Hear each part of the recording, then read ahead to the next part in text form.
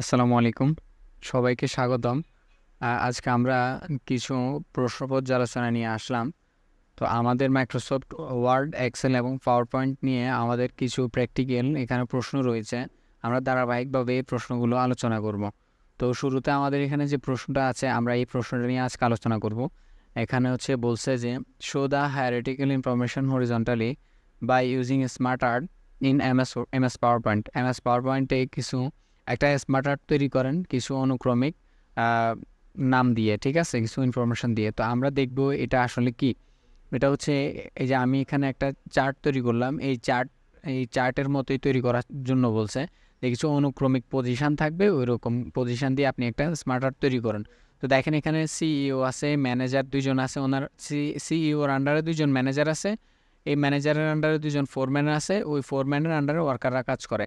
তো এখানে দেখেন এই ম্যানেজারের আন্ডারে দুইজন সেলস অফিসার আছে, ওই সেলস অফিসারের আন্ডারে সেলস পার্সনগুলো কাজ করে। তো আমাদেরকে এরকম একটা চার্ট তৈরি করার জন্য বলছে।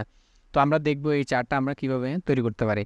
তো আমি কন্ট্রোল এন দিয়ে একটা নতুন document Microsoft power point file নিয়ে নিলাম।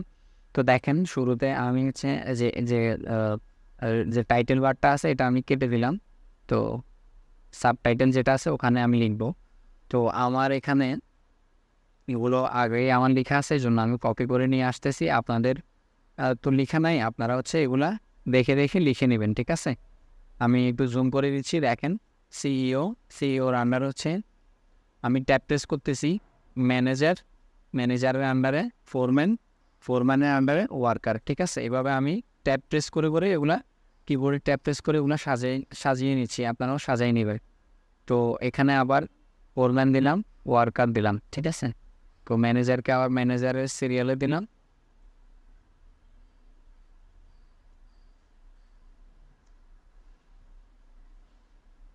তো দেখেন আমি এখানে আমার অনুক্রমিক পজিশনটা সাজিয়ে নিয়েছি। সিইওর আন্ডারে দুইজন ম্যানেজার।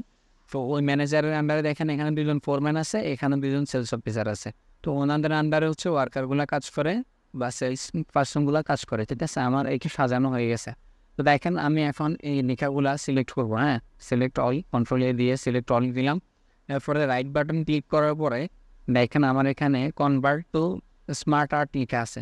তো আমি কনভার্ট টু স্মার্ট আর্টে গিয়ে একটা স্মার্ট আর্ট যখন সিলেক্ট করে দিব, তখন দেখেন আমার স্মার্ট আর্টে কনভার্ট হয়ে গেছে।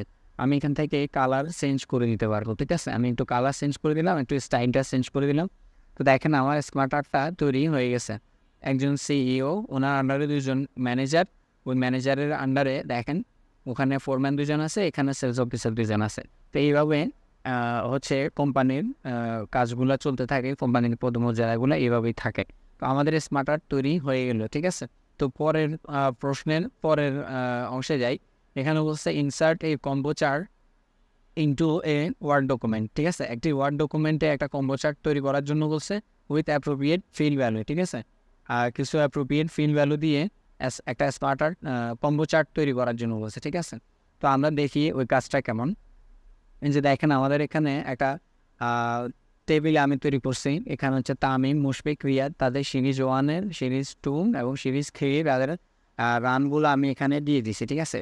এই টেবিলের আন্ডারে বলছে এরকম একটা স্মার্ট আর্ট বা চার্ট তৈরি করার জন্য। এটা স্মার্ট আর্ট না, এটা চার্ট তৈরি করার জন্য আমাদেরকে বলছে, ঠিক আছে। তো আমরা এই কাজটা কীভাবে করছি আমরা দেখব। তো শুরুতেই দেখেন আমি একটি ডকুমেন্ট ফাইল ক্রিয়েট করলাম মাইক্রোসফট ওয়ার্ডে।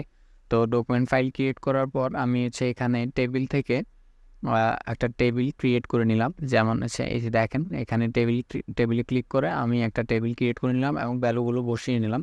তো আপনারাও এভাবে একটা টেবিল ক্রিয়েট করে ভ্যালুগুলো বসিয়ে নেবেন। তো এই টেবিলের ফিল্ডের আন্ডারে আমরা একটা চার্ট তৈরি করব। তো এই জন্য আমি এই যে এই কর্নারে ক্লিক করলাম। হ্যাঁ, টেবিলের এই যে কর্নারে এই চিহ্নটাতে ক্লিক করলাম, পুরো টেবিলটা সিলেক্ট হয়ে গেল। তো আমি সিলেক্ট করার পর এখানে দেখেন অবজেক্ট একটা অপশান আছে, অবজেক্ট। হ্যাঁ, এই যে ইনসার্ট ট্যাবের মধ্যে অবজেক্ট একটা অপশান আছে। অবজেক্টে ক্লিক করে আমি একটা গ্রাফ চার্ট নিব, ঠিক আছে। এই যে এখানে দেখেন গ্রাফ চার্ট একটা অপশান আছে, মাইক্রোসফট গ্রাফ চার্ট। আমি ওখানে ওকে দিলাম। তো দেখেন আমার এখানে একটা গ্রাফ চার্ট চলে আসছে। আমি যদি এখন আমার ফেজে ক্লিক করি, তাহলে গ্রাফ চার্টটা এখানে বসে গেছে। তো আমি একটু বড় করে নিই। দেখেন আমার এখানে গ্রাফ চার্টটা বসে গেছে, তামিম, মুশফিক, মাহমুদুল্লাহ এবং তাদের রানের পরিসংখ্যানটা এখানে চলে আসছে।